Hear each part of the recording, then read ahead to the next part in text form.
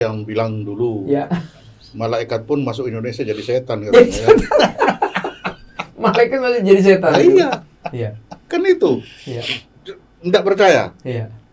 Pak Bamsud, Bambang Susatyo. ya, Oke. kan terkenal Bamsud ya. Bamsud, oke. Apa beliau bilang? Iya. Untuk menjadi anggota legislatif itu berapa coba? Berapa M ya? Iya kan? Oke, 9 M atau berapa Dari M? mana coba? Minta bantuan, ya berutang budi kita gadaikan Oke. jabatan kita. Oke. Lah setelah tergadaikan dari mana? Iya. Jadi kalau itu saja begitu, jangan harap ini benar. Makanya bilang masukkan malaikat pun jadi hantu. Iya. Iya. Iya, iya. oke. Siapapun yang sekarang ya nasib aja. Iya. Tapi nasibnya entah kapan Oke. bisa terbongkar. Jadi kalau yang belum ini lah ya. Ya, ini yang belum coba. Kalau kita bilang begini, jangan-jangan ini saya mau ambil contoh sedikit begini. Mengambil contoh, saya melebar dikit. Dulu kan kita selalu bahan bakar kita bukan bahan bakar apa itu? Kebutuhan dari bahan bakar kita itu kan kurang terus. Kebutuhan kita kurang terus. Kita tidak mampu memproduksi, kalau nggak salah saya tuh kita harus berapa juta ton, tapi hanya bisa 800.000. Itu katanya, tanda petik ini katanya memang kita tidak punya kemampuan. Akhirnya kita ambillah dari Singapura dan lain sebagainya. Tapi lama-lama setelah ganti pemerintahan, diganti dengan pemerintahan Pak Jokowi, itu kebutuhan itu bisa dipenuhi. Ya. Jadi artinya ada permainan Ada permainan. mafia-mafia migas dan lain sebagainya. Apakah ini mungkin ada juga mafia-mafia ketahanan pangan ini sekarang? Gimana menurut pengalaman Pak Tobias, kan pernah jadi Ya. di TKN juga dulu dan lain sebagainya. Gimana coba? Itu kan udah jelas. Hmm. Kemarin kan kita ngeliat kan kekurangan minyak goreng aja itu kan sudah dampaknya sudah besar sekali. Yep. Sampai pada masuk penjara itu dirjennya kan masuk tuh. Iya. Ya kan itu ya saya bilang kan kenapa? Ada orang-orang yang mencari keuntungan. Iya. Mencari keuntungan dalam kesulitan yang ada di Indonesia. Iya. Nah, itu pokok yang paling berbahaya itu mereka itu tuh kalau saya tuh itu hukum yang terberat karena apa di saat orang lagi dalam kena pandemi baru mereka mengambil keuntungan itu sakit loh. Iya. Nah, mereka itu yang saya lihat kan akhirnya bukti kan ternyata mereka ditangkap sama KPK. Iya, Nah, betul. kalau mereka itu hanya kerja untuk oligarki, lah itu yang berbahaya. Iya. Karena apa? Oke lah, mereka betul-betul membuat satu kesepakatan yang bagus untuk kemajuan bangsa dan negara dalam hal ketahanan pangan. Tetapi kalau ada orang-orang yang mencari keuntungan untuk kantongnya sendiri, nah itu yang bikin masyarakat tambah susah. Mungkin seperti itu. Iya, betul. Jadi ini menarik.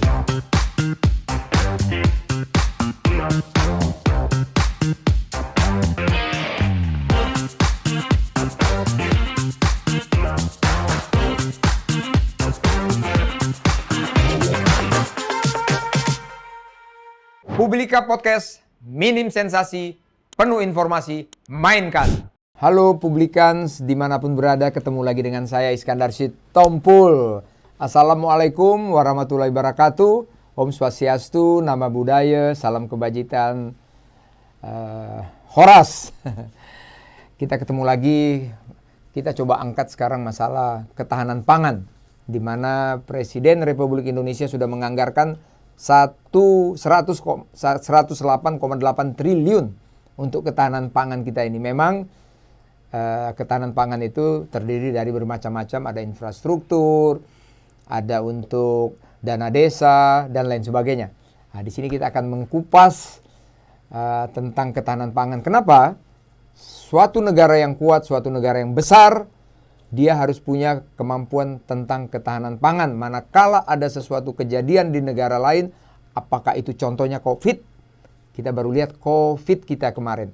Kalaulah kita tidak punya ketahanan pangan, pasti kita punya inflasi tidak karu-karuan seperti negara-negara lainnya. Untuk itu, kita membahas tentang ketahanan pangan. Saya sudah mengundang lagi, ada teman saya Pak Tobias. Apa kabar Pak Tobias? Baik, selamat. Sukses ya, Siap. sukses ya. Kita akan bincang-bincang dan juga Bro Ponto saya lagi. Karena Bro Ponto saya ini Kepala Badan Intelijen Strategik, jadi dia juga mengetahui tentang ketahanan pangan ini. Jadi memang salah satu dari tugas pokok itu supaya semuanya nyaman dan tentram. Betul nggak Bro ya? Oke. Saya akan ke Mas Tobias dulu. Presiden Republik Indonesia sudah mengeluarkan dana segitu besar atau menyiapkan dana segitu besar untuk tahun sampai dengan tahun 2024. Tapi ketahanan pangan kita ini, bahkan ada juga menteri kita sekarang lagi tersangka, tapi nantilah itu kita singgung ke sana sedikit. Tetapi program-program ini masih banyak di artikel, saya baca di artikel bahwa ketahanan pangan beras kita masih import. Ketahanan masalah jangankan garam aja kita masih impor dan lain sebagainya. Artinya swasembada pangan kita masih belum. Pak Tobias mungkin paham masalah ini, apa yang bisa diceritakan kepada masyarakat sehingga ketahanan pangan kita ini benar-benar bisa dirasakan atau tidak mengkhawatirkan kita semuanya. Ini yang mau saya sampaikan kepada masyarakat karena kita mengedukasi. Coba tolong ceritakan masalah ketahanan pangan yang supaya masyarakat kita ini bisa damai dan sejahtera semuanya. Ya. Sebelum kita berbicara mengenai ketahanan nasional, perlu yang kita tahu bahwa Undang-Undang Nomor 18 Tahun 2022 yang mengatakan bahwa negara harus hadir untuk masyarakat melalui ketahanan pangan. Ya. Nah, ketahanan pangan itu harus membutuhkan, kan, sampai dengan negara harus mempersiapkan sampai dengan perorangan. Itu yang pertama. Karena kalau itu tidak mencukupi, berarti negara gagal untuk melindungi rakyatnya. Itu seperti itu dulu. Nah, terus mengenai ketahanan pangan selanjutnya, apa yang kita butuhkan mengenai pangan itu yang terutama adalah bahan pokok kita. Nah, kalau bahan pokok kita sudah tersedia, berarti rakyat pasti akan tidak mengeluh. Kalau saya potong sedikit, bahan pokok apa yang kita perlukan itu? Kalau di Indonesia bahan pokok yang paling riskan itu adalah beras. Beras, Itu beras. Nah, kalau beras itu tidak ada, karena ya rata-rata 90% di ibu kota negara maupun kabupaten kota itu membutuhkan beras. Beras ya, itu utamanya. Karena ada istilah kalau belum makan nasi belum makan gitu. Belum. Nah, begitupun juga kalau di Maluku kan ada sagu. Habis itu di NTT ada jagung. Nah, masih banyak ya kan sebenarnya bahan pokok kita yang memang sampai dengan hari ini masih impor. Masih impor. Ya. Apa kira-kira penyebab dari kita sampai masih impor, tadi kan dikatakan gitu, apa kira-kira penyebab sampai impor kita masih? Nah, yang pertama ketersediaan ketahanan pangan. Itu yang pertama, karena kalau itu tidak tersedia berarti gagal. Yang kedua cuaca kita. Karena kalau cuaca juga mempengaruhi itu mungkin pangan itu akan mati kayak beras itu kan. Kalau memang kekeringan terus menerus pasti akan kekurangan juga seperti itu. Kalau jangan-jangan ini masyarakat kita malas juga kali mungkin bersawah, bertani karena itu tidak ini kurang populer gitu. Gimana kira-kira? Kalau menurut saya sih ya enggak juga. Karena kan ada masyarakat yang mandiri, ada masyarakat yang dari bawah, ada masyarakat menengah, ada masyarakat yang ke atas. Mungkin kalau yang menengah ke bawah itu yang ada di desa itu mereka lebih cenderung ke bertani. Nah, kalau sudah di luar dari daerah masing-masing atau di ibu kota, pasti mereka lebih cenderung ke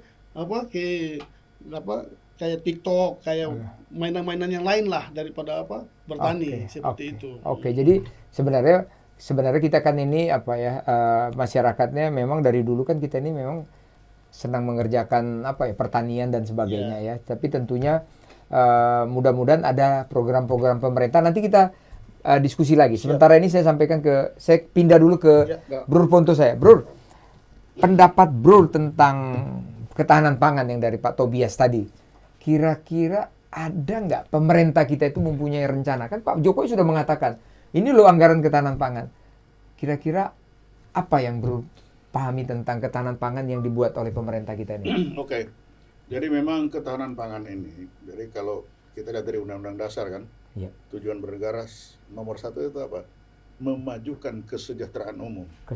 Ketika berbicara memajukan kesejahteraan umum, tentunya sejahtera dulu kalau dia kenyang perutnya. Kalau kenyang dulu, Nah, kenyang itu salah satunya itu beras sekarang itu kan. Nah, untuk ketika kita bicara beras, betapa pentingnya itu. Ya. Jadi di Bais, waktu saya masih dinas di sana, Ya. itu jam 8 pagi sampai jam 8 malam, Ya. 2 kali sehari melaporkan itu harga beras di pasar induk di Sampai ya? seluruh ibu kota provinsi. Harga beras, cabai keriting, Telur jangan-jangan telur, juga. iya, daging itu dilaporkan jam 8 pagi, jam Iya, 8 malam. Iya. Untuk apa? Untuk melihat harganya ini fluktuasinya terjangkaukah Iya, sama iya. masyarakat atau tidak. Terjangkau dan tersedia nggak semuanya? Nah, itu. Ya, oke. Kalau tersedia ada, tapi Tersedia. kalau harganya tinggi, Oke, harganya nah, mempengaruhi. kan bisa melambung. Masyarakat tidak bisa. Oke. Kenapa? Karena bagi intelijen memainkan 9 bahan pokok ini gampang sekali membuat orang ini berontak. Oke, berontak akhirnya. Ketidakhadiran negara Oke. bisa dianggap di sana kan. Ya, oke. Itulah sebabnya betapa pentingnya ketahanan pangan ini, ya minimal 9 bahan pokok itu supaya selalu tersedia. Tersedia. Tapi tidak harus tersedia dan terjangkau. Tersedia dan terjangkau. Dan terjangkau.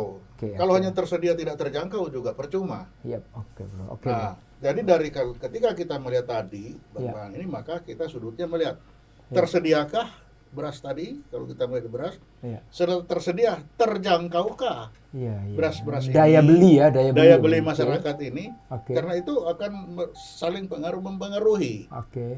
Iya. Kalau itu dia sudah tidak terjangkau, maka dia akan bilang kalau tidak makan mati, ya kan, tidak makan mati, mau makan juga mau tidak makan juga mati. Lebih Iya. baik kita berontak saja untuk ini, Oke, bro. karena berontak bisa mati, tapi bisa hidup bisa mati kan. Betul. Kalau dia menjadi perompak, Iya. dia rampok itu gudang-gudang, Iya. dia bisa hidup bisa mati. Oke. Tapi kalau dia tidak berbuat, dia pasti mati. Dia pasti mati. Nah, iya kan. Nah, ini the news behind the news, betapa pentingnya ketahanan Ya. pangan. Jadi jangan main-main dengan ketahanan pangan ini. Iya, bro. Itulah sebabnya intelijen sangat melihat Iya. bahwa di situ, karena ketika orang berhadapan dengan itu, pilihannya nggak ada. Ya. Saya berbuat bisa hidup bisa mati, tidak berbuat pasti mati. Nah, itu. Kalau saya nggak salah gini, bro, kalau kita nggak salah, zaman kita masih aktif itu dulu ada konsep itu dari Mabes TNI itu menyampaikan bahwa ketahanan semua itu perlu kita siapkan. Misalnya ketahanan pangan, ketahanan kesehatan, ketahanan ideologi, ketahanan budaya, semua itu ketahanan. Dimana dulu kalau nggak salah dulu kita sebagai pelakunya itu menteri terkait di situ mereka lah domainnya. Nanti wakil-wakilnya itu di situ ada Panglima TNI, ada Kapolri sebagai menjaga semuanya. Baru kalau dia nanti pertanian, ya Menteri Pertanian. Kalau dia nanti masalah kesehatan, Menteri Kesehatan. Tapi tetap di situ ada struktur atau instrumen dari TNI dan Polri. Demikian juga dengan ketahanan-ketahanan lainnya, budaya, ideologi, dan lain sebagainya. Nah, ini saya lihat sudah sebenarnya dikerjakan. Namun akhir-akhir ini kita masih belum juga dapat goalnya. Contohnya mungkin saya ini sampaikan ke Pak Tobias, ketahanan pangan kita. Di sini kan rame ini sekarang lagi, ya, ketahanan pangan. Padahal kita tahu kita punya provinsi atau kita punya negara ini kan bonus demografi kita di mana-mana. Tapi kenapa ketahanan pangan ini tidak bisa kita selesaikan dengan baik? Padahal pemerintah, presiden sudah menyiapkan anggaran semuanya. Kira-kira apa yang ada yang bukan salah lah ya, apa yang kurang? Karena kalau kita bicara beras lah dulu ya, itu dari Bulog kesiapannya oke, tidak ada kurang. Dari perdagangan kesiapannya kurang, nggak ada masalah. Tapi begitu kita baca artikel, kita masih impor terus. Apa tanggapannya kira-kira di sini? Di mana yang salah kira-kira? Ya, kalau saya sih ya dari penyerapannya dalam arti begini ya, dalam arti masih banyak pemain-pemain yang pembisnis di dalam ketahanan pangan ini banyak. Oke. Nah, mereka itu kenapa yang suka membuat satu kebijakan yang ujung-ujungnya itu mempengaruhi semua Ya. struktur yang ada, kebutuhan yang ada di masyarakat. Ya. Karena dengan adanya penarikan mereka aja untuk menampung aja beras, itu kan berbahaya sekali. Ya. Nah, contohnya kan waktu pas ada pandemi kemarin kan, Ya. akhirnya mereka kumpul semua itu, akhirnya bukan jadi beras yang bagus, tapi akhirnya berasnya jadi busuk. Karena apa? Ada penjualan yang di bawah yang kita nggak tahu karena mereka mencari keuntungan. Mencari keuntungan. Mencari keuntungan. Okay. Nah, itu yang berbahaya sekali dalam ketahanan pangan. Karena apa? Mereka pikir kalau jual di sini mungkin harganya lebih murah, mendingan mereka pergi jual keluar. Harganya lebih tinggi. Padahal tak taunya di dalam negeri sendiri masih kekurangan. Karena ada unsur keuntungan. Kayak kita lihat aja kan beras, minyak kan untung kalau dijual di luar. Kalau jual di dalam negeri kan rugi. Nah, itulah saya bilang kan kenapa Indonesia harus buat protap yang memang betul-betul menjaga jangan sampai mereka menjual keluar. Kalau itu tidak dijaga, ya pasti namanya pebisnis dia akan mencari keuntungan. Nah, dan dia akan mikir bahwa kalau saya jual ke sini saya rugi, mendingan saya jual keluar. Nah, itu. Mungkin kalau saya potong dikit begini. Kadang-kadang karena kita dalam tanda petik pemerintah maupun masyarakat tidak bisa menyiapkan apa yang dibutuhkan, tadi kata Bro Ponto, apa yang dibutuhkan itu tidak siap atau tidak terjangkau dan lain sebagainya. Misalnya aja, kita butuh 10, itu kan supply and demand. Kalau ada permintaan banyak, pasti harga ada hukum ekonomi lah ya. Itu kalau permintaan tersedia banyak, pasti harga murah. Tapi kalau tidak ada persediaan, harga mahal. Kalau tidak ada juga, pasti harus import. Nah, berarti di sini kalau saya lihat ada 3 titik, tapi ada satu yang perlu digarisbawahi, kita tidak bisa menyiapkan persediaan itu kan, akhirnya import. Nah, pertanyaannya di sini, pertanyaan kritisnya begini, apakah memang ada by design atau skenario supaya kebutuhan kita, ketersediaan dari beras ini kurang gitu loh, sehingga dengan kurang otomatis harus import. Dengan import, ya berarti bisnismen itu ya muncul semua. Gimana menurut Pak Ponto nih? Apa ada nggak kesana nih arahnya begitu nih? Permainan gitu. Itulah pentingnya data. Itu penting data. Oke. Jadi dari data harga itu kan kelihatannya harga barang. Dari harga barang itu kita akan melihat kalau dia naik berarti akan itu persediaan kurang. Betul. Kalau dia turun berarti banyak. Nah, dari situ kita sudah lihat kalau dia mulai naik, ini siapa ini, di mana yang naik duluan ini? Jakarta kah, Surabaya kah? Dari situ baru kita akan telusuri kenapa kurang. Namanya intelijen kan gampang, kita sudah kalau kurang berarti dia disimpannya di mana ini, gudangnya mana? Betul. Cek gudangnya ada. Lah kalau gudangnya memang sudah kosong, lihat padinya. Benar enggak di sana itu kering? Betul. Langsung jalan semua itu. Bisa kita lihat satu persatu itu urutannya. Betul. Sehingga ketika kita laporkan kepada Presiden pagi, ini terjadi kenaikan. Misalkan kenaikan di Surabaya. Nah, ternyata di Surabaya memang gudang-gudang beras itu ada di sini-sini itu udah kosong. Itu padi sawahnya sekian persen itu kering. Sehingga memang terjadi kekurangan akibat itu. Itu main intelijen. Berarti disitulah baru ya oke lah kita import akhirnya. Baru dari situ belum tentu import. Itu kan di Surabaya.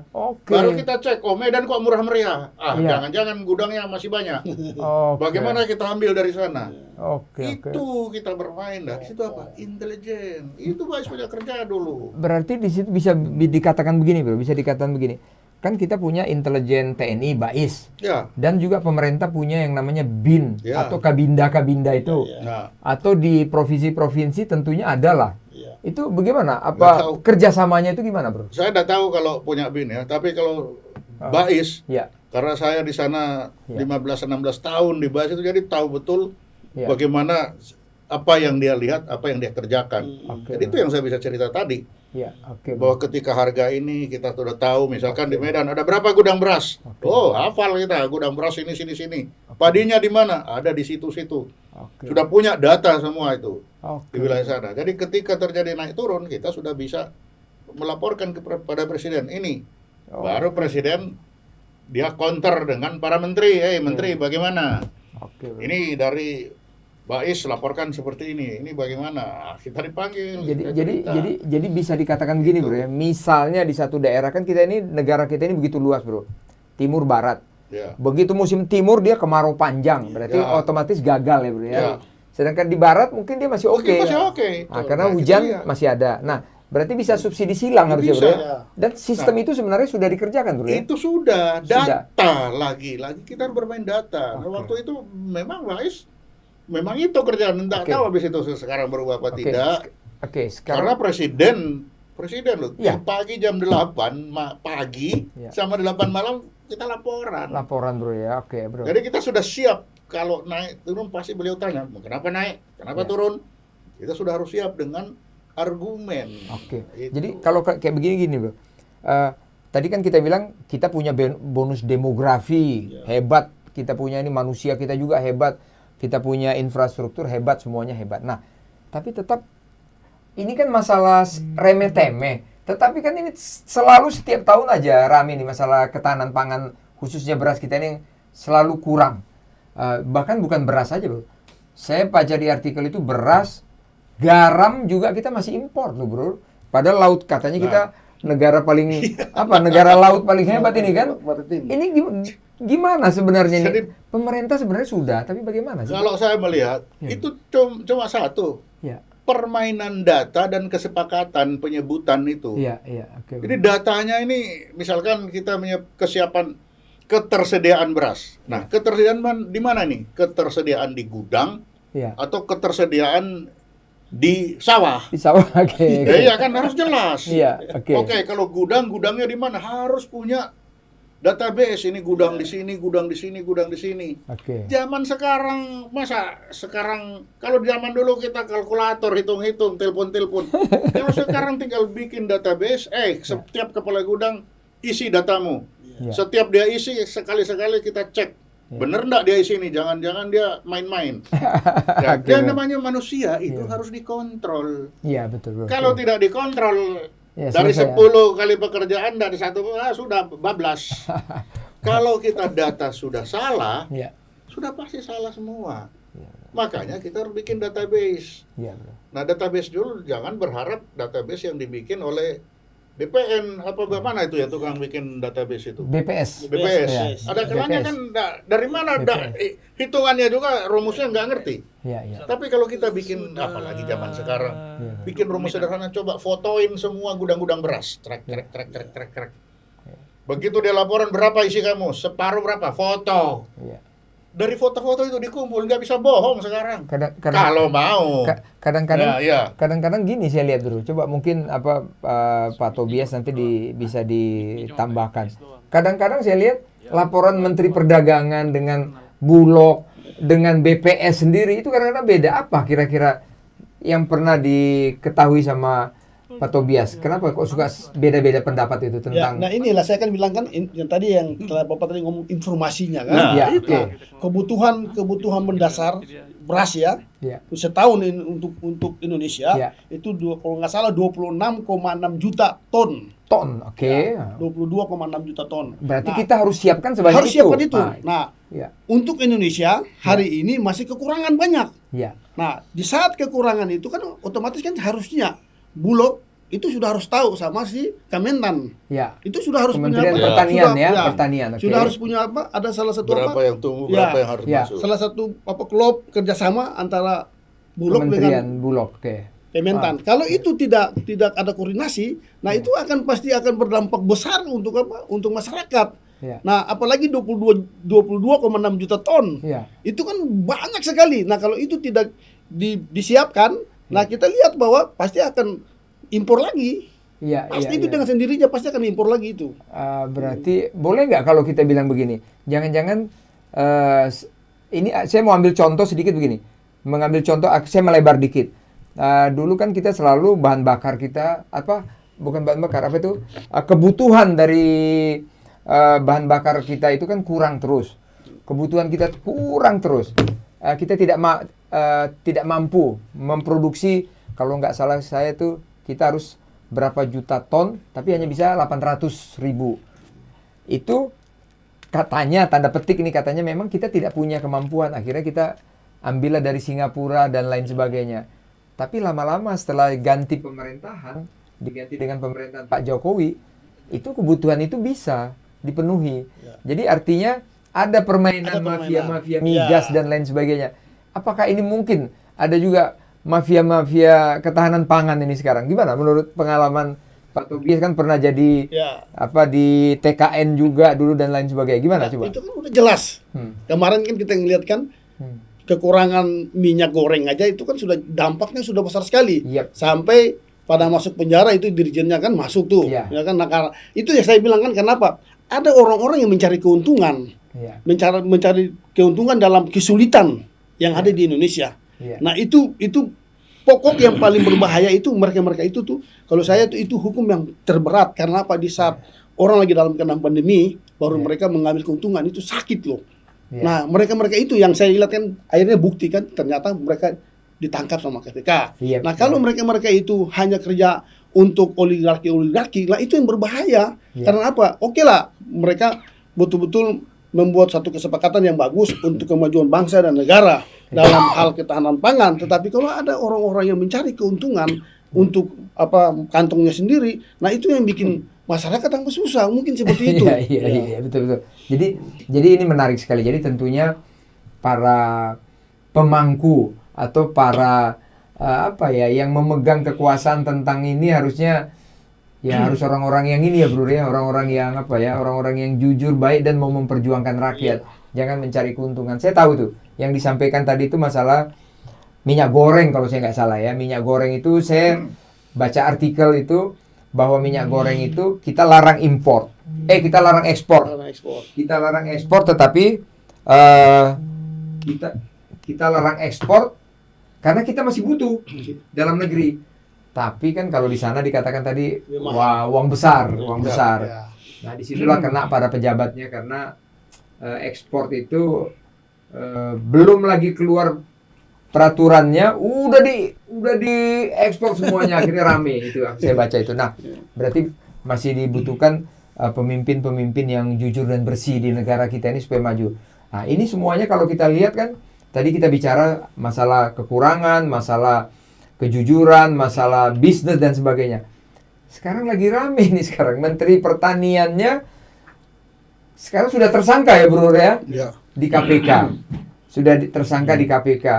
Nah ini kita belum tahu berapa kerugian negara dan sebagainya, tapi sudah kejadian. Artinya menurut saya nih bro, ya para pejabatnya kurang serius. Tapi pendapat bro gimana kira? Sampai ini kejadian kan memalukan kalau menurut saya bro. Kita kurang, menterinya korupsi gimana nih bro? Tanda petik ya korupsi. Loh, kan ada yang bilang dulu. Ya. Malaikat pun masuk Indonesia jadi setan katanya. Ya. Malaikat masih jadi setan. Iya. Kan itu. Iya. Nggak percaya. Iya. Pak Bamsud. Bambang Susatyo. Ya, Oke. kan terkenal Bamsud ya. Bamsud, oke. Apa beliau bilang? Iya. Untuk menjadi anggota legislatif itu berapa coba? Berapa M ya? Iya kan? Oke, 9 M atau berapa Dari M? mana coba? Minta bantuan, berhutang budi kita gadaikan jabatan kita. Lah setelah tergadaikan dari mana? Ya. Jadi kalau itu saja begitu, jangan harap ini benar. Makanya bilang masukkan malaikat pun jadi hantu. Iya. Okay. Siapapun yang sekarang ya nasib aja. Tapi nasibnya entah kapan bisa terbongkar. Jadi kalau yang belum ini ya. Ini yang belum coba dia jujur. Iya. Tetap dia dak dikduk itu. Iya betul bro, betul. Semua itu dak dikduk. Iya. Karena apapun itu sistem membuat dia jadi begitu. Iya. Oke. Jadi memang kita tidak bisa sekarang ini mau damage control itu nggak mungkin. Nggak bisa bro ya. Oke. Damage control itu ada berapa persen kerusakan yang masih bisa dikontrol damage itu. Iya. Kan kita dulu perwira pet. Iya. Kapal damage control kan? Kapal boleh bocor tapi masih bisa pakai lumba kayu itu ya. Masih ada. Masih tapi dia kalau jalan. sudah lebih dari sekian persen sudah Iya. tenggelam kapal ini. Betul. Makanya sekarang kita kembalikan kepada semua yang nanti masuk caleg ini. Iya. Masihkah kita berharap Indonesia ini bisa berlayar dengan baik? Bila mana menggunakan Itu tadi. mengeluarkan uang ya. Kalau kita masih ingin berlayar dengan baik, Iya. maka hilangkan itu yang semua yang dikatakan oleh Pak Bamsud itu. Iya. Selama itu masih ada, ya kalau kita gambar teknik itu, gambarnya itu menurun terus begini. Iya. Nah, harusnya ada intervensi untuk kembalikan ke atas kan? Iya. Kalau tidak ada intervensi ya turun terus. Ujungnya, paling ujung yang nanti akan membuat manusia-manusia ini bergolak, ya makanan itu. Dan hari ini aku terhenyak. Waduh, ternyata sudah mulai menyentuh titik-titik kritis. Iya, betul. Betul. Kan ini Iya. sudah nanti ini apa yang akan terjadi? Iya. Kalau kesulitan di mana-mana, ini akan terjadi individualistis. Iya. Jawa nggak usah kirim ke Ambon, Iya, nggak usah iya. kirim ke sana. Cari hidup sendiri-sendiri. Iya, betul. Itu nanti akan ke sana. Coba. Iya, jadi Karena dia sudah mulai ke akunya. jadi subsidi silang yang Sudah zaman jangan dulu nggak bisa. bro, itu udah nggak mau lagi Sudah lama-lama. nggak akan bisa itu. Berarti pemerintah harus punya kebijakan. Nah sekarang pemerintah bagaimana? Iya, bro. Kalau pemerintah sendiri dia terikat di dalam sistem itu, Iya. terus bagaimana? Iya, iya. Oke, ini ada yang menarik satu gini loh. Jadi memang sekarang Oke. kembali ke bagaimana kita bersama ini, kita masih mau ndak berlayar kapal yang namanya Indonesia ini berlayar dengan baik atau sekarang damage control sudah lubang mana-mana. Ya, oke. Ini Kan itu. ini ada yang menarik satu gini loh. Bro tadi kan mengatakan bahwa kita ini hanya mengedukasi ya, kita mengedukasi semua publikan. Kita tidak ada yang sakit hati kepada siapapun. Kita hanya mengedukasi bagaimana negara kita ini supaya baik. Ini ada poin yang menarik ini loh. Semua pejabat menteri kecuali yang Kapolri, Panglima TNI itu semuanya pasti dari partai. Ya, Nah, dari partai. Ini ada yang sedih nih. Saya baca artikel nih kemarin. Begitu Menteri Pertanian Pak Yassin Limpo kembali dari luar negeri, dia bukan menghadap presiden loh bro. Dia menghadap ketua partainya. Ya udah tahu lah kita partainya. Kita nggak usah sebut partainya lah ya. Tapi pasti orang udah tahu partai. Menghadap ke sana. Baru besoknya menghadap presiden. Akhirnya nggak diterima presiden, diterima sama Pak Pratikno aja itu saya baca di artikel. Artinya komando itu lebih keras kepada ketua partai daripada presidennya. Gimana?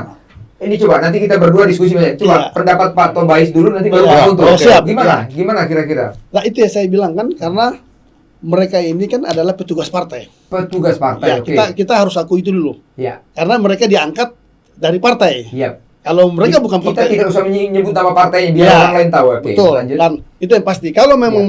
mereka ujungnya ke partai, ya mereka harus menghadap ke ketumnya. Oke. Nah, cuma yang saya sayangkan ini kan beliau pergi mengatasnamakan Indonesia. Iya, Ya kan? betul. Kalau mengatakan semua informasi, semua apa yang ada yang dapat di sana itu harus pertama-tama waktu nyampe datang harus laporkan dulu ke Kepada Pak presidennya ya. Karena oke. beliau pergi untuk mendapatkan satu penghargaan itu atas nama Indonesia dan Iya. Joko Widodo. Dan Ya kan? uang jalan juga Dan pakai uang jalan, uang negara, uang rakyat, ya kan? Bukan uang Bukan uang partai. pribadi, Oke, ya kan? lanjut. Bukan uang partai. Lanjut. Nah, kalau memang itu apa beliau memang betul-betul harus mengakui bahwa mereka pergi ke sana untuk negara, ya harus berhadapan datang harus suan dulu ke Pak Presiden, lapor semua dulu baru Iya. ke ketumnya. Oke, oke. Kita kembali lagi mungkin karena kemarin ada panggilan-panggilan dari Polda itu Ya. yang mengakibatkan kisruh, ya Ya, kan? Akhirnya karena waktu beliau ke sana kan surat panggilan kan sudah bocor Iya, oke. dari Polda, ya kan? Oke.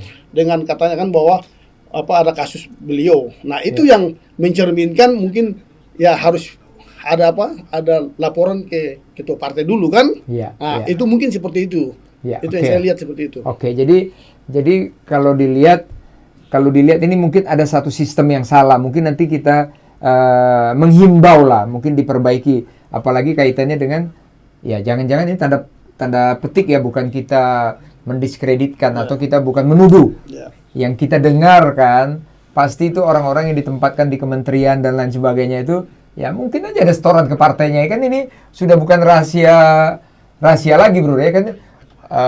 Orang itu harus setor ke partainya dan lain sebagainya. Padahal di sisi lain dia mau jadi aja ada uang lagi, sehingga dia kan wajar, logik lah. Dia harus mengembalikan uangnya lagi kan, betul nggak bro ya? Ya, nah, itulah. pendapat bro gimana ini kalau kayak gini? Ada yang salah nih sistem Ya ini, gimana bro? memang ada yang salah. Ah, gimana bro menurut Jadi bro? jangankan menteri, presiden aja itu petugas partai. Iya, oke. Nah, kenapa presiden jadi petugas partai? Iya. Ya karena undang-undang dasarnya begitu ngaturnya. Berarti harus Kan kalau konstitusi dulu harus ya, dirubah konstitusi ini. dulu. Oke.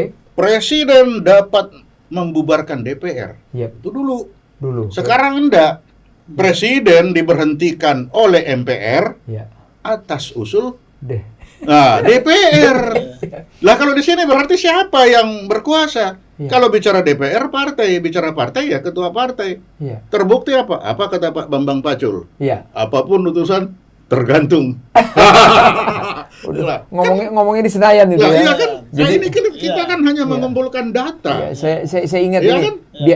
Itu bukti. Iya, betul. Apapun kita ngomong Iya. tergantung apa. Iya. Nah, jadi sama. Jadi presiden kasihan, beliau tidak bisa ngapa-ngapain. Kenapa? Karena sistem kita memang begitu. Iya. Padahal yang kita Itu. anut ini kan presidensial Iya, harusnya. ya ini gara-gara kita mencoba merubah itu Iya. dengan melawan. Nah, melawan apa ini? Kalau saya bilang kita sedang melawan logika waras. Logika waras, betul. Kalau Rocky nanti dungu marah orang Waras. banyak kan. Tapi ini logika waras yang sedang Iya. kita lawan. Iya. Kalau presidensial maka warasnya presiden Betul. betul-betul. Nah, Dia komando. Tapi undang-undang lama presiden apa? Mandataris MPR. Iya. Berarti MPR yang bertugas. Sekarang MPR apa tugasnya? Iya. Nggak ada. Iya. Nggak ada tugas MPR 5 tahun sekali hanya melantik dan habis duduk manis. Iya, Dapat iya. gaji. Iya, betul. Apa? Oke. Jadi bagaimana dengan sistem seperti ini? Apa yang kita harapkan? Iya, makanya ya Ya kejadian-kejadian paling kita begini ya. bisa bilang begini, ini ada, nah kita damage control ini loh, ada sesuatu yang rusak, Iya. yang tidak bisa kita selesaikan kalau induknya itu tidak dibenahi. Oke. Kan itu. Gini, Bro. Bukan kira-kira. Pendapat Bro supaya negara kita ini agak rapi nih gimana sih kira-kira Bro? Nanti kita Membuat diskusi. rapi? Iya, supaya rapi Nah, gimana, Bro? Yang pertama, Iya. back to basic dulu, kembali ke Undang-Undang Dasar 45 yang Kembali ke dulu. Undang-Undang 45. Berdayakan MPR dulu. Berdayakan MPR. Iya, karena Oke. MPR itulah keindonesiaan. Di MPR itu ada DPR, Iya. ada perwakilan daerah, Iya. ada di situ kita-kita ini. Iya. Oke. Iya kan? Oke. Golongan, perwakilan golongan yang bisa menyampaikan begini-begini nih. Iya, iya. Sekarang kita di luar sistem, nggak bisa ngomong. Iya. Tapi kalau MPR dulu bisa masuk, ada perwakilan kita di MPR. Iya. Kita berhadapan dengan DPD, kita berhadapan DPR. Iya. Sekarang nggak ada. DPR sendirian, dialah tuannya sekarang. Iya, betul, Bro. Nah, kalau DPR kita sudah tahu apa yang dikatakan Pak Bambang Sus. Iya. Ya itulah. Nah, kalau kita merubah satu itu. Iya. Yang kedua, mari kita belajar di India. India. India. Oke. Oke. Aku di India tahun 96. Iya. Di India itu apa? Iya. Semua penghasilan Iya. itu dicatat di bank. Oke. Masuk keluar, jadi di lebih dari 500 rupiah itu baru boleh cash. Oke. Yang lain itu non cash. Iya. Semua tidak ada uang cash yang boleh ambil di bank. Iya. Jadi semua transferan. Iya. Jadi dikontrol sama Coba, berani sama dah? PPATK ya. Nah, ya kan? India tahun 96 sudah seperti itu. Kita 2023 ya. Ya, Oke. jadi itu zaman itu di India. Bayangkan kita membayar itu cek. Ya. Harus pakai cek supaya apa? Tercatat. Oke. Tercatat. Controlling perlu. Oke. Kontrol. Ya, oke. Oke. Ini yang semua terjadi. Ini kan gara-gara ngambil uang satu truk, ngambil uang satu dus durian kan kemarin kan itu. Bahkan di artikel dus apa kemarin? saya baca di artikel di rumah jabatan Nah. Menteri Pertanian ada uang 30 miliar gitu. Nah, itu kemarin menyerahkan uang pakai dus apa? Dus sepatu, dus ini. Oke. Itu kenapa? Karena kita masih memperlakukan pembayaran dengan uang cash. Oke, Bro. Coba itu semua dihilangkan. Ya. Tidak ada uang cash.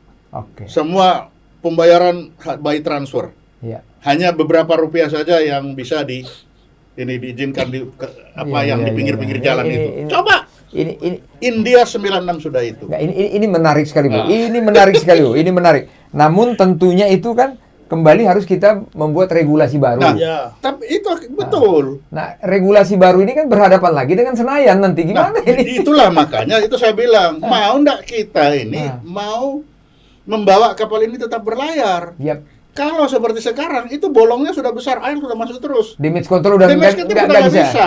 Jadi auto control Sudah ya. out of control sehingga kapal itu berjalan tapi sedang menyelam sudah. Depannya sudah menyelam. Iya. Oke. Itu. Ya, Jadi kalau dibiarin ini tinggal tunggu waktunya bayangkan. Untuk makan aja udah susah. Lama-lama kalau duit sudah enggak, berontak orang ujungnya. Iya, ini ketahanan pangan masih impor, Coba.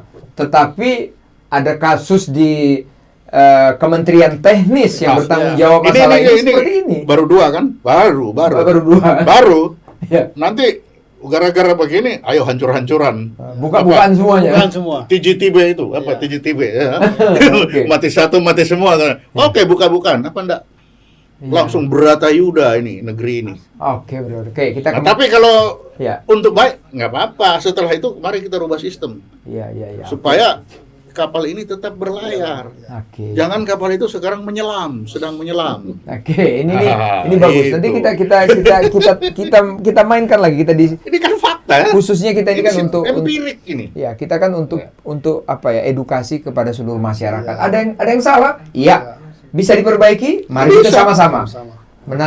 Pendapat Pak Tobias gimana? Kira-kira Pak Tobias kan dari daerah timur sana kan? Iya. Di daerah timur gimana pangannya? Coba kita cerita aja langsung kepada apa yang pernah kita tahu. Kalau saya di Sumatera Iya. hebat, sawah-sawahnya hebat semuanya di sana. Kalau di daerah timur gimana? Wah, kalau daerah timur ya bukan susah lagi, sangat susah juga. Sangat susah. Sangat susah. Ya. Dan ini makan apa nanti kalau susah terus ini? Karena saya Oke. bulan kemarin, Iya. 2 minggu kemarin berangkat ke Ambon lagi. Iya. Saya ngelihat bahwa kok semakin hari semakin susah.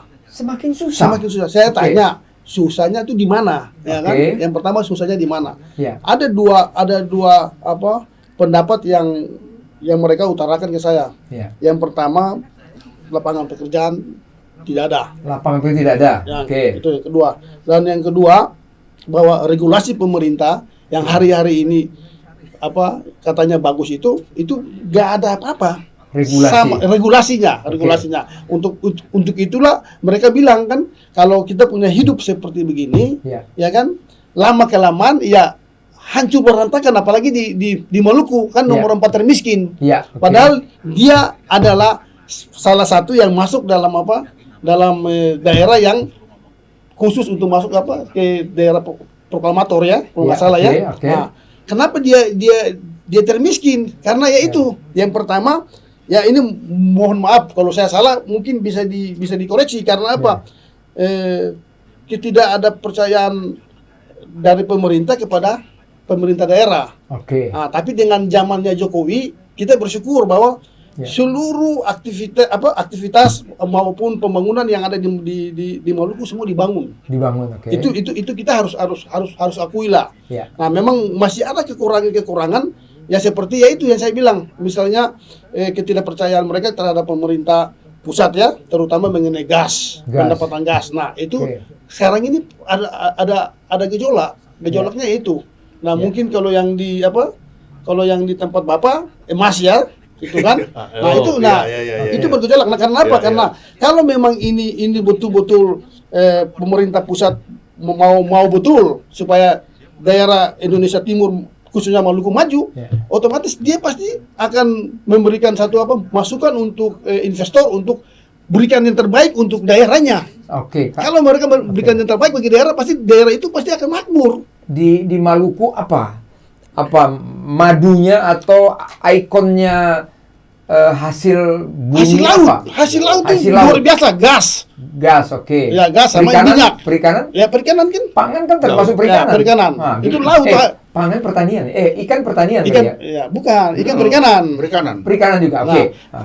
Kalau ikan di Maluku tuh luar biasa. Bukan, maksud saya gini. Bagaimana, apakah ada investor? Apakah ada asosiasi di sana semuanya? Bagaimana cold storage-nya? Bagaimana semuanya? Itu bagaimana kira-kira di sana? Kasih gambaran. Karena Pak Tobias kan asli dari sana, jadi nggak ada yang bohong gitu. Gimana? Nah, itulah yang saya mau buka di sini bahwa kemarin tahun 2016 kalau saya nggak salah, Jokowi pernah ke Ambon, dia akan buka perikanan terbesar di Indonesia kalau nggak salah tuh ya kan. Nah, lalu sampai dengan hari ini belum terbentuk itu. Belum jadi. Nah, tahun berapa itu Pak Jokowi ke sana? Tahun 2016 2017 tuh Jokowi sudah janji bahwa akan jadi perikanan nasional tuh, Kadang-kadang gini. Janji itu mungkin kan sudah, tapi mungkin apa pemerintah daerah atau menterinya yang nggak melaksanakan. Kalau perikanan itu kan berarti Menteri KKP. Ya, KKP ya. Oke, Menteri KKP gimana? Nah, itu kan kita sudah lihat di media bagaimana anggota dewan khususnya Maluku ya kan yang keterwakilan Maluku itu pas ada di Komisi Perikanan itu dia berbicara luas marah terhadap Menteri KKP, perikanan kan, ya, KKP. perikanan, okay. Dia bilang kok kenapa Pak Presiden sudah janji untuk itu LIN itu berjalan, kenapa tidak bisa berjalan sampai dengan hari ini? Ada apa? Ada apa? Okay. Ternyata ya ini asumsi saya maupun pendapat saya bahwa inilah ada oligarki yang di perikanan itu yang bermain di situ. Sampai mereka tidak mau apa yang Pak Presiden sudah janji, yang sudah mau supaya LIN itu berjalan, mereka mutar supaya itu jangan berjalan. Karena apa? Kalau itu berjalan, maka pendapatan mereka yang besar itu menjadi kurang. Oke. Jadi monopoli lah, ini kasarnya monopoli ya.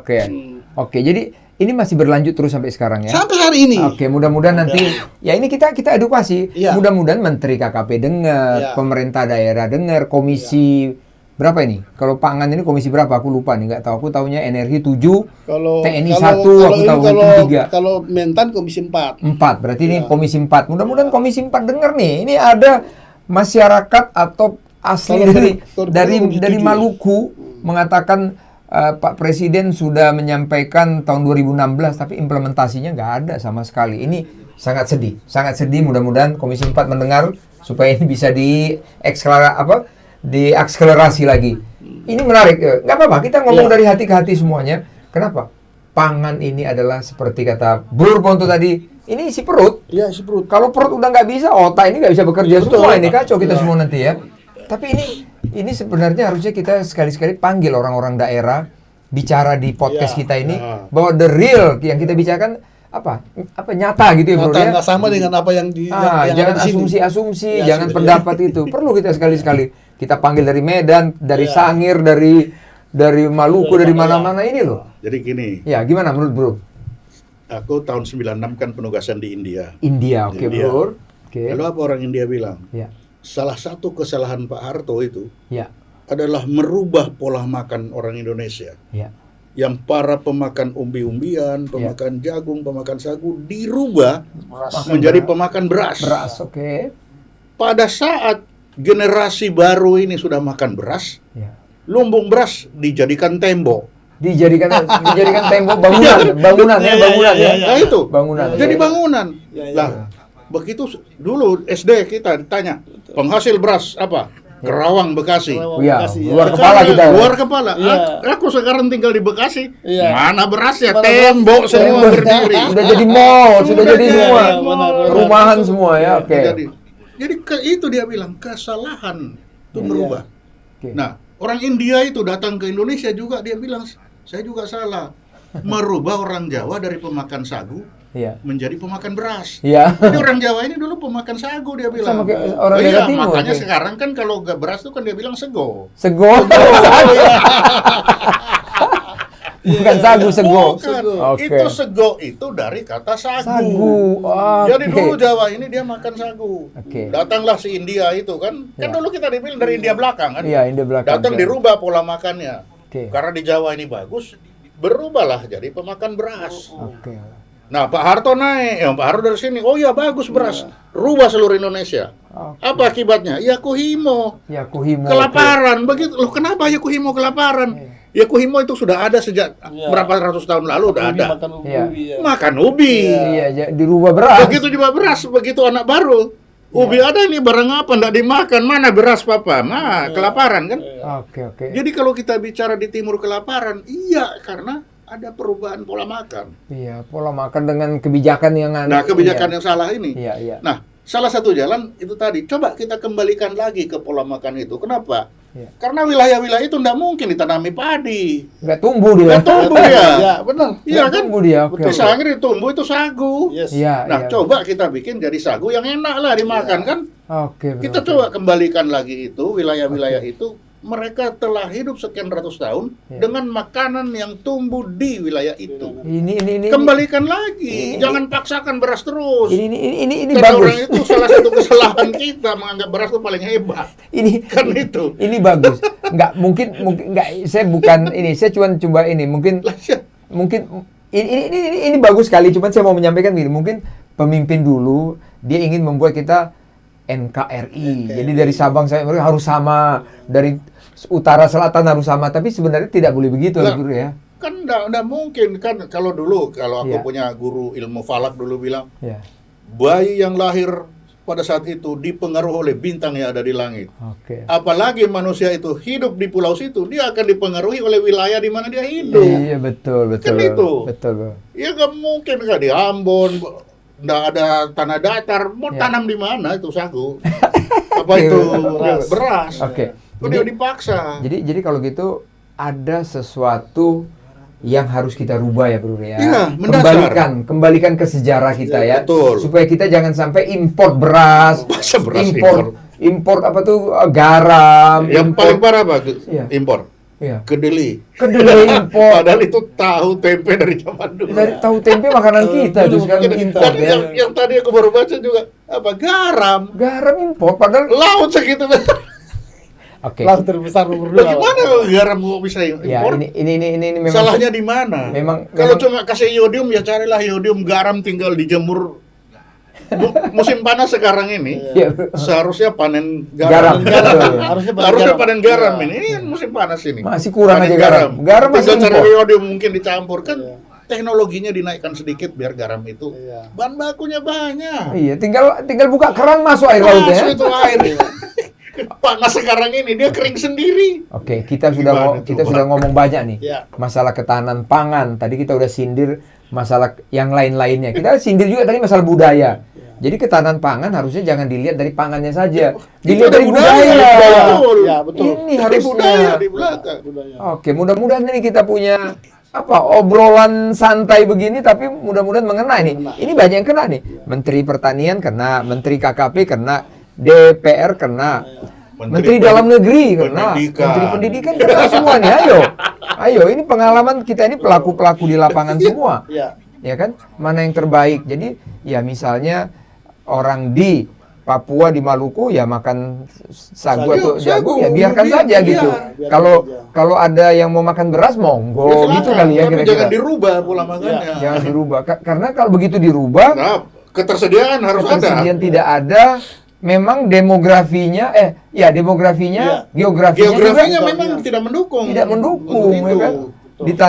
Ditanam beras yang nunggu, Ah. nggak ada yang nunggu. Jadi kalau ketahanan kita, Iya. bahwa orang yang di pulau itu harus bisa hidup dengan tumbuhan yang ada di situ. Iya. Iya, Jangan sampai tumbuhan itu harus datang. betul bro, betul. Karena kita laut, begitu laut bergolak, mana mungkin pul itu sampai itu kapal kan? Oke bro, itu satu tadi bro ya, Ah, satu itu. tadi kita harus mengikuti budaya di Budaya. sana bro Budaya ya. sana ada. Siap. Nah, terus kedua tadi coba bro ini sebelum kita tutup kita ini, tadi kan ada satu kalimat tadi itu kita bicarakan di sini supaya agak tajam, supaya masyarakat juga tahu semuanya.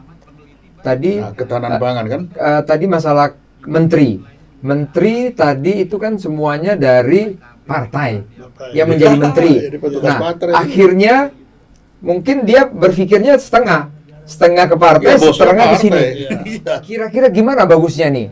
Bagusnya kita menyampaikan aja mau diterima atau enggak, kira-kira gimana bagusnya? Ya kita harus kembali ke struktur dasar dulu. Percuma kita ngomong sekarang kalau aturannya masih seperti sekarang. Oke, Undang-undang dasarnya itu rubah oke. dulu. Oke. Kembali dulu ke undang-undang dasar. Oke. Setelah ada undang-undang dasar, ada MPR balik lagi, baru nih partai bisa terkontrol. Kenapa? Iya. Suara mereka tidak mayoritas. Oke. Sekarang partai berkuasa, sekarang suaranya mayoritas. Iya. Single lagi, tunggal lagi, nggak ada. DPD mana ada pengaruh DPD? Bahkan Ya kan? menentukan Nasib presiden Iya. itu di tangan. Oke. Padahal katanya presidensial. ya. Ya. Tapi presiden tetap statusnya Parlementer. petugas partai kan? Partai Kan oke. tidak bisa. Oke. Dan itu kan Bambang Pacul sendiri bilang. Nggak, tapi mungkin begini bro, Itu. yang namanya partai-partai kuat itu dia nggak bakalan mau merubah regulasi maupun Ya kembali yang lagi. mendasar ini. Kalau ini kita teruskan, Iya, kita bukan sedang mau terbang, Iya. tapi kita sedang menyelam. iya, Kita sedang menyelam. Iya. Ya makanya di pilihan. iya, Kita mau terbang atau kita mau menyelam. iya, karena saya pernah dengar nih bro, Ayo. saya pernah dengar ini Pak Tobias, Pak Bro Ponto saya ini, saya pernah dengar begini, sampai saya pernah dengar gini. Oke, dia presiden katanya, Iya, tapi kami kuat di parlemen. betul. Apapun kejadian itu, Betul. kami hadang katanya. Betul. Nah, ini kan nggak Ya, memang. kurang tepat kan kayak Ya, begini. enggak. Tidak, ya memang itulah alamiahnya begitu. Oke. Jadi tidak mungkin, makanya bila kita percuma ngomong itu kalau Ya. kita tidak merubah sistem. Ya. Mari coba kita lihat PSI, dia Ya. bilang tidak pakai uang. Ayo taruhan, Ya. bayar meterai aja untuk saksi. Ada enggak uang sendiri? Ya, oke. Berapa uang sendiri? Meterai untuk saksi aja. Ya, 10.000, oke. 10.000. Berapa satu coba meterai? 10.000 sekarang. Kali berapa saksi? Ya, Untuk itu berapa dia harus keluarkan? ya, oke. Memangnya begitu keluar Tidak mau tidak kembalian. kembali? Oke. Nggak mungkin. Jadi idealisme itu akan kalah karena sistemnya kita begitu. Oke. Cobalah, makanya orang tua kita dulu itu hebat otak-otaknya itu. Nggak, kalau saya yakin, saya percaya gini. Ini Pak Itu, Tobi ya. ya. Pasti mereka itu sebenarnya sama kayak kita pemikiran. Ya, sekarang Cuma pilihan. mempertahankan kali ya. Nah, makanya sekarang mau egois apa? Ya terserah. Ya, Hidup ini pilihan. ya, ya. Hidup ini pilihan. Ya. Mau diteruskan silakan. Akibatnya ya itu. Ya, ya. Nggak diteruskan itu juga ya seperti itu. Oke. Kita menyatakan kalau diteruskan akan ke sana, inilah alasannya kan. Oke. Jadi masing-masing keputusan itu kan ada alasannya. Ya. Kalau yang mau bertahan seperti ini, mari kita baca alasannya. Dengan alasan kamu itu mau kemana kita? Iya, iya. Memang kita Mudah-mudahan ini kan tercatat ada alasan. Suatu saat terjadi apa-apa kita sudah bicarakan ini loh. ini perlu kita buat FGD nasional. FGD nasional. Yang ringan-ringan aja. Bu. Kalau terlalu berat hitungannya terlalu Iya, banyak, betul. malah susah.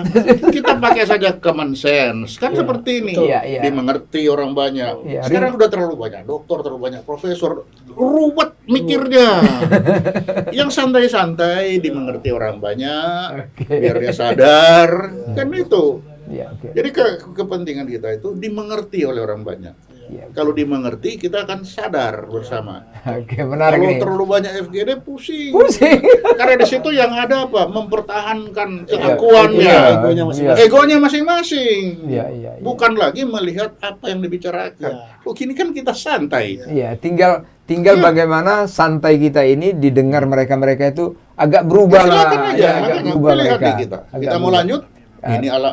Iya. Kalau memang tidak jelas, undang kita bertiga kita ngomong. Pak Tobias, ini Ya. kan kita bicara pangan. Coba sebelum kita tutup, apa pesannya kepada para pemangku yang memegang wewenang ini, misalnya kepada Kementan, Oh, iya. tentunya kepada Menteri Dalam Negeri, ada kaitan semua di sini. Apa pesannya? Ya, kalau pesan saya cuma satu aja ya. Semoga nanti Kementan yang baru ya, kalau kan sudah mengundurkan diri dia. Sudah kan. mengundurkan diri, Kalau oke. memang Kementan yang baru, dia bisa terapkan apa yang sudah dicanangkan sama Pak Jokowi untuk memasuki demografi politik di tahun emas ya. Ya. Tahun Indonesia emas itu 2045. 2045. Oke. Itu pasti akan berjalan dengan baik. Ya. Karena Pak Presiden bilang kalau kita tidak hati-hati untuk memasuki demografi politik di tahun 2029 itu Ya. kita bisa akan anjlok itu 2029. 29, ya. Oke. Nah, itu kita mesti hati-hati karena ya kita sudah terbukti kok bahwa selama ini Pak Jokowi boleh berjalan dengan baik kan, Ya. dan sampai hari ini kita bisa menikmati Ya. perjalanan dari Jawa, dari ujung Jawa, dari ujung Sumatera sampai di ujung Jawa kan, Ya. dengan tol langsung kan. Ya. Nah, Ya. begitupun juga dengan di Indonesia bagian timur sudah begitu maju kan. Sudah merasakan ya. Nah, dan Oke. kita juga harus membutuhkan orang-orang seperti, jangan salah, Pak Luhut bin Sarpanjaitan, karena Oke. beliau itulah yang bersama-sama dengan Jokowi itu yang selalu memikirkan bagaimana untuk Indonesia maju. Oke, Kalau Indonesia maju. ya, Indonesia Oke. maju. Kalau orang-orang seperti Pak Luhut itu dijaga ya kan oleh Ya. kita maupun bersama-sama membangun kekuatan sama seperti Pak Luhut, itu Indonesia pasti akan menuju demografi yang baik. Atau saya tambahkan begini, mudah-mudahan ada muncul Ada lagi muncul orang seperti Pak Pak Luhut di bin Sarpanjaitan. 2024, 2029 nanti ya. Gitu. Kalau nggak ada ya saya rasa juga susah juga karena beliau tuh yang betul-betul kan Oke. ya kita mesti bersyukur Ya, ya kan oke. dengan adanya Luhut bin Sarpanjaitan kan kita coba kita lihat dah ya kan beliau yang bisa dalam hal apapun dipercaya sama Pak Jokowi. Ada yang bilang Ya menteri seribu Segala- segala segala- jabatan apa ya. itu istilahnya itu ada Ya. itu ya. Oke, itu pesannya ya. Pesan ya. Bro Ponto apa kira-kira? Tadi banyak Bro Ponto bilang masalah budaya dan sebagainya mau berubah atau enggak, atau yang tadi masalah damage control tadi. Apa pesannya kepada negara pemerintah kita nih, Bro? Kalau aku sih cuma know yourself, you know your enemy. You Okay. will win a million of war. Iya. Itu aja. Sekarang Sun Tzu. kita bagaimana Sun Tzu. Oke. dengan situasi kita, apa masalah kita, Oke. dari itu kita akan menang. Oke. Masalah sudah banyak, kita sudah ngomong. Coba lihat dan jujurlah melihat itu. Yes. Jangan menjadi burung onta yang selalu menanamkan kepalanya seakan-akan nggak ada masalah. Iya, betul. Masalah sekarang sudah kita bicarakan, mari kita jujur, dengan itu ancaman sudah jelas, Iya. mari kita atasi bersama, bersama kita bisa. Bersama kita bisa. Saya terima kasih, Bro. Sebelumnya saya tutup dulu dengan Publikans ini. Publikans dimanapun berada, tadi kita udah bincang-bincang. Banyak masalah pangan saja, masalah perut. Ini adalah yang sangat-sangat di depan. Karena kalau ini tidak ada, ini otak bisa kacau semuanya. Mudah-mudahan tadi sudah disampaikan bahwa budaya itu harus kita kembalikan ke sana. Parlemen harus terlibat. Dan juga harus ada pejabat-pejabat yang berani untuk membuat Indonesia ini nambah maju lagi. Dan juga jangan mempertahankan, tadi Bro Punto bilang, jangan mempertahankan bahwa di negara kita ini tidak ada apa-apa, kepalanya diem aja ke dalam tanah. Jangan. Mari kita bangun seperti kami ini, membuat podcast, kami mengedukasi supaya masyarakat semuanya tahu inilah situasi kita. Bukan kami mengajak yang aneh-aneh, tidak. Tapi kami mengajak, mari kita bangkit semuanya untuk Indonesia lebih maju lagi. Demikian untuk kita semuanya. Bro, saya sampaikan terima kasih sudah datang. Dan juga Pak Tobais sudah Terima datang. kasih. Mudah-mudahan kita bisa berlanjut lagi. Siap. Sampai ketemu lagi, Publikans dimanapun berada. Kita akan ketemu dengan episode selanjutnya. Bye, Horas. Horas.